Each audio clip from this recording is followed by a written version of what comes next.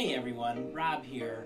And a week ago I had the chance to go visit a mentor of mine out in Connecticut. And it's so cool, just somebody who has a little bit of a different vision than I did. And we had some great dialogue. And he just reminded me, man, I have so much passion in this industry. And an area that just makes me so excited is helping people get to that finish line. Going from working to being retired, it can be a nervous time, but it's so empowering.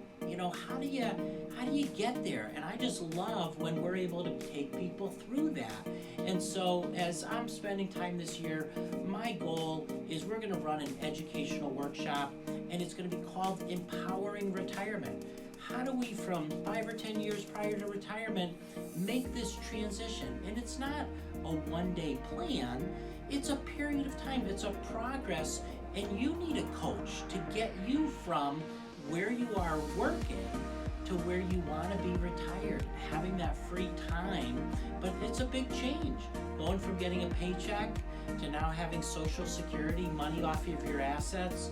You probably have a bunch of baggage. We got to go look at your cash flow, make things lean so that we can enjoy more on vacation, time with family.